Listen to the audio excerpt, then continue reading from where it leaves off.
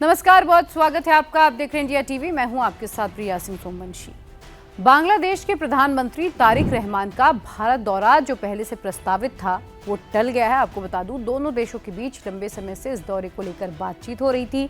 तारिक रहमान 21 अगस्त को भारत आने वाले थे। उनका दौरा पहले से ही प्रस्तावित था, लेकिन अब ये दौरा टाल दिया गया है।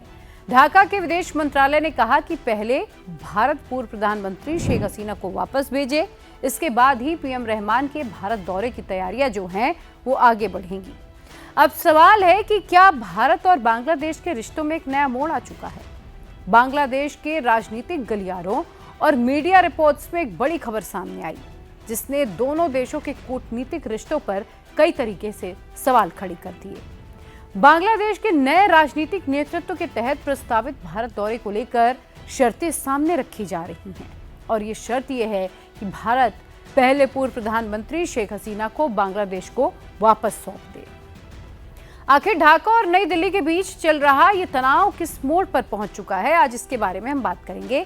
क्या भारत शेख हसीना को बांग्लादेश वापस भेजेगा, और भारत बांग्लादेश के रणनीतिक व आर्थिक रिश्तों पर इसका क्या असर पड़ेगा? आज इस पर विस्तार से मैं आपको बताऊंगी। इस पूरे विवाद की जड़ समझने के लिए आपको थोड़ा पीछे चलना होगा।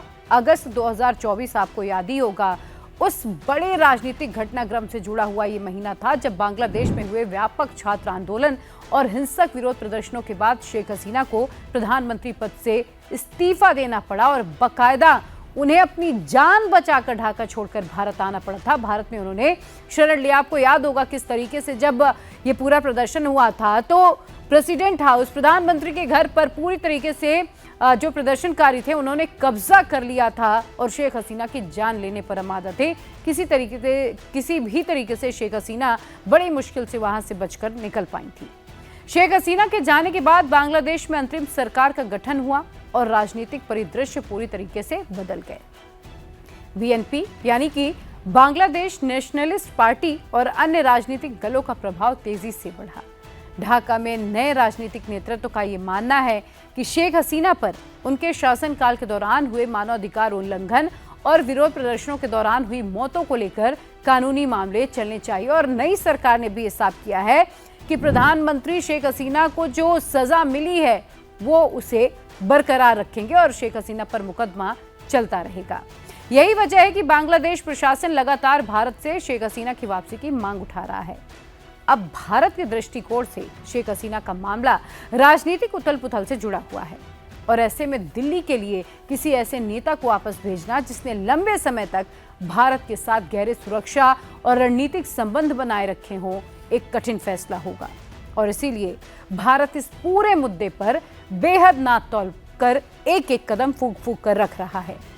इस वक्त भारत की जो प्राथमिकता है वो बांग्लादेश में शांति और वहां मौजूद अल्पसंख्यक समुदायों की सुरक्षा करना है। जिस तरीके से बांग्लादेश में नई सरकार, जब शेख हसीना ने प्रधानमंत्री के पद से इस्तीफा दिया और भारत आई, तो आपने देखा होगा किस तरीके से सरेआम जो अल्पसंख्यक हिंदू हैं उन्हें टारगेट किया जाने लगा, जबकि शेख हसीना के दौरान ऐसे कोई मामले सामने नहीं आते थे। और इस वक्त भारत के सामने वही सबसे बड़ी चुनौती है कि अल्पसंख्यक समुदाय का रक्षा करना, उनकी सुरक्षा सुनिश्चित करना। लेकिन इस वक्त जो स्थिति बनी हुई है उससे भारत की सुरक्षा चिंताएं जरूर बढ़ गई हैं। शेख हसीना के कार्यकाल में भारत के पूर्वोत्तर राज्यों, नॉर्थ ईस्ट स्टेट के उग्रवादी गुटों पर नकेल कसी गई थी और दोनों देशों की सीमाओं पर शांति बनी रही। भारत ये सुनिश्चित करना चाह रहा है कि ढाका में कोई भी नई सरकार बने वो भारत विरोधी तत्वों को अपनी जमीन का इस्तेमाल ना करने दे। वहीं दक्षिण एशिया में चीन और पाकिस्तान के बढ़ते प्रभाव को देखते हुए भी बांग्लादेश भारत के लिए भौगोलिक और आर्थिक रूप से बेहद रणनीतिक साझेदार है। बांग्लादेश में जारी राजनीतिक बदलाव और पूर्व प्रधानमंत्री शेख हसीना की भारत में मौजूदगी ने नई दिल्ली और ढाका के रिश्तों को एक ऐतिहासिक कसौटी पर लाकर खड़ा कर दिया है। इस वक्त बांग्लादेश के साथ भारत के रिश्तों में जो तलखी आई है उसका सीधा सीधा फायदा चीन और पाकिस्तान उठाने में लगे हुए हैं। एक तरफ ढाका का नया राजनीतिक नेतृत्व शेख हसीना के प्रत्यर्पण को अपनी राजनीतिक प्राथमिकताओं में रख रहा है, वहीं दूसरी तरफ भारत अंतर्राष्ट्रीय कानूनों और कूटनीतिक मर्यादाओं अपनी रणनीतिक प्राथमिकताओं को संतुलित करने में जुटा हुआ है। बांग्लादेश ने कहा कि नई दिल्ली में 5 अगस्त को पूर्व प्रधानमंत्री शेख हसीना ने एक प्रेस कॉन्फ्रेंस की। उन्होंने भारत की जमीन से राजनीतिक बयान दिए। इससे यात्रा के लिए जो बना हुआ माहौल था वो खराब हुआ है और इसीलिए जब तक शेख हसीना नहीं आती बांग्लादेश वापस, ये दौरा नहीं हो पाएगा। बांग्लादेश पहले भी इस मुद्दे पर अपना रुख साफ कर चुका है। उन्होंने कहा कि हम चाहते हैं कि पीएम तारिक की यात्रा से पहले दोनों देशों के बीच एक सही माहौल निर्मित हो सके जिसमें बात हो। तारिक रहमान की भारत यात्रा को लेकर बांग्लादेश में राजनीतिक विरोध भी हो रहा है। रूलिंग पार्टी बीएनपी के नेताओं ने भी भारत में शेख हसीना की राजनीतिक गतिविधियों पर सवाल उठाए। हालांकि इस पूरे मामले को लेकर भारत का रुख एकदम स्पष्ट है, एकदम क्लियर है। भारत ने भी अपनी बातें साफ कर दी है।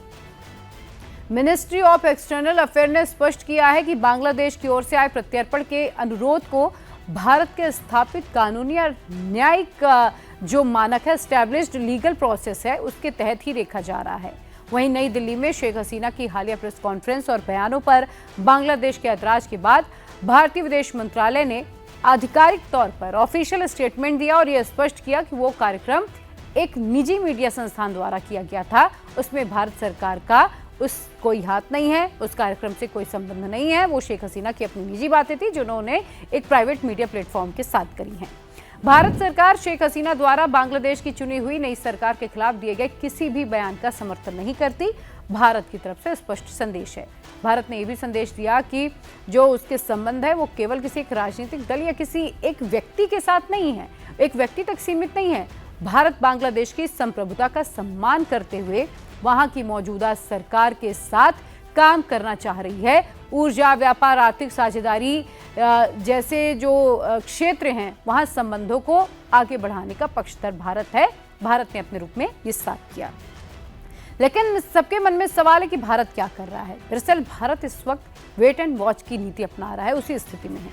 एक तरफ भारत अपने पुराने सुरक्षा साझेदार शेख हसीना को सीधे तौर पर सौंप कर अपनी कूटनीतिक विश्वसनीयता को चोट नहीं पहुंचाना चाहता, तो दूसरी तरफ ढाका के नए राजनीतिक नेतृत्व के साथ व्यवहारिक संबंध भी बनाए रखना चाहता है ताकि चीन या पाकिस्तान ये जो मौजूदा स्थिति बनी हुई है, जो थोड़ी तलखी है दोनों देशों के रिश्ते में, इसका अनुचित फायदा ना उठा सके। भारत की ये कोशिश भी लगातार बनी हुई है। लेकिन अब ये देखना अहम होगा, क्या जब शेख हसीना बांग्लादेश वापस जाएंगी तभी तारिक रहमान का दौरा होगा या बीच में कोई रास्ता निकलता है। हालांकि मैं आपको बता दूं, शेख हसीना ने खुद ये सामने आकर बात कही थी कि वो इस साल के दिसंबर में अपने देश वापस लौट जाएंगी। लेकिन देखना होगा क्या उससे पहले दोनों देशों के बीच कोई बातचीत होती है या इस वक्त जो पूरा मसला चल रहा है उसे किसी बैकडोर चैनल के जरिए सुलझाने का प्रयास किया जाएगा, ये देखना होगा। ये खबर आपको कैसी लगी मुझे कमेंट सेक्शन में बताना ना भूलें।